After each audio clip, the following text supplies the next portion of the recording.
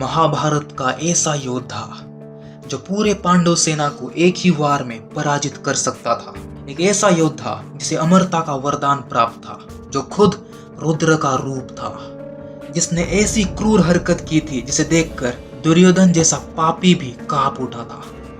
जो काम सो कौरव नहीं कर पाए थे, उसे एक इंसान कैसे कर सकता है। अपनी विजय देख कुछ देर के लिए दुर्योधन खुश था, लेकिन जैसे ही उसे पता चला कि ये पांडव नहीं है, उनकी खुशी अत्यंत क्रोध में बदल गई। एक ऐसा अनर्थ कर दिया तूने। और उसी वक्त अश्वत्थामा महाभारत का सबसे क्रूर और पापी योद्धा बन चुका था। तो आखिर अश्वत्थामा ने किसे मार दिया था जिससे वो महाभारत का सबसे पापी योद्धा बन गया? और क्या आज भी अश्वत्थामा जीवित है? चलिए जानते हैं इस एपिसोड में।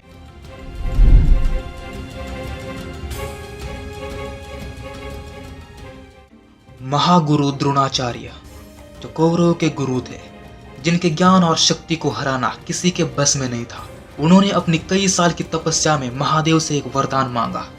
मुझे एक ऐसा पुत्र प्रदान करो जिसमें आप ही की तरह तेज हो, जो आप ही का अंश हो और आप ही की तरह शक्तिशाली हो। जल्द ही उन्हें एक पुत्र की प्राप्ति हुई, जो सामान्य बच्चों की तरह बिल्कुल भी नहीं था। उनके माथे पर एक मणि था जिसे भगवान शिव की तीसरी आंख के रूप में देखा जाता था, और इसी मणि के कारण उन्हें वरदान मिला था कि कोई भी अस्त्र शस्त्र, बीमारी, भूख, प्यास, कुछ भी ऐसा नहीं है जो उन्हें मार सके। और यही से कहानी शुरू हुई महान योद्धा अश्वत्थामा की। अश्वत्थामा की शक्ति और बल देख गुरु द्रोणाचार्य उसे एक महान योद्धा बनाना चाहते थे। गुरु द्रोणाचार्य ने कुरुओं के पुत्रों के साथ साथ अश्वत्थामा को भी युद्ध का पूरा ज्ञान दिया था।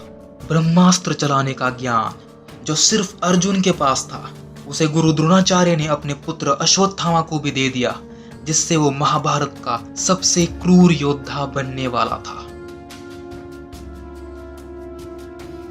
महाभारत के युद्ध में अश्वत्थामा अपने परम मित्र दुर्योधन की तरफ से लड़ा था। युद्ध में उसने अपनी कुशलता भी साबित की थी।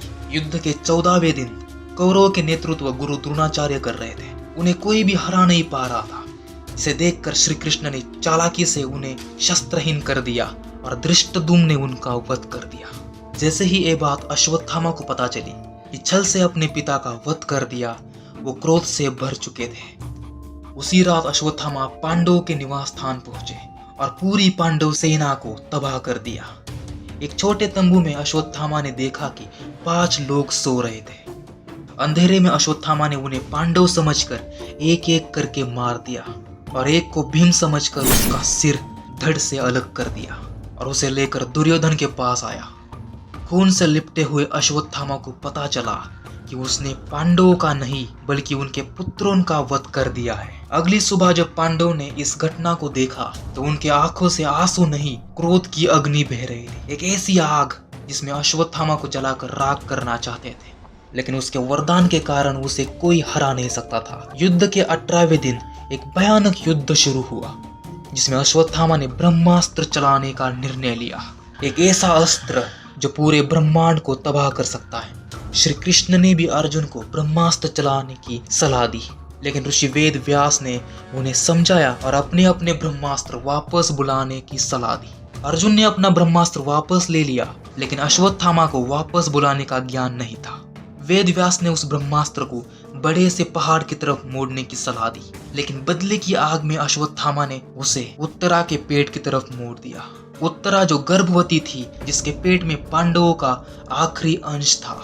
इसे रोकने के लिए श्री कृष्ण ने अपने सुदर्शन चक्र को ब्रह्मास्त्र के सामने ला दिया और उसका वार अपने अंदर समा लिया। ऐसी क्रूर घटना को देख श्री कृष्ण इतने क्रोधित हो गए, उन्होंने अश्वत्थामा को श्राप दे दिया के लिए तुम आजीवन भटकोगे, तुम्हें कुष्ठा रोग लगेगा जो तुम्हारी त्वचा को सड़ा देगा, तुम्हारा शरीर घावों और छालों से ढक जाएगा, जहाँ से खून और गंदगी हमेशा बहती रहेगी।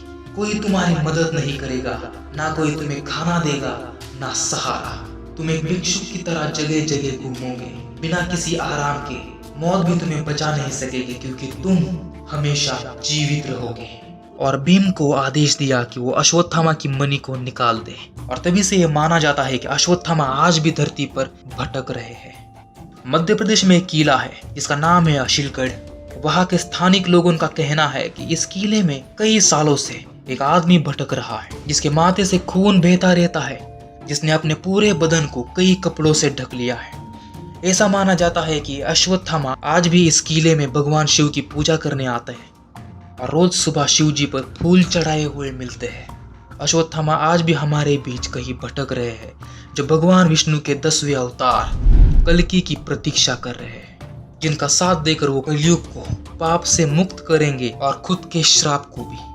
अगर आपको ये वीडियो पसंद आया है तो लाइक कीजिए और ऐसे ही रहस्यमय, खौफनाक और अनसुलझी वीडियोस देखने के लिए द यूनिवर्स को सब्सक्राइब कीजिए।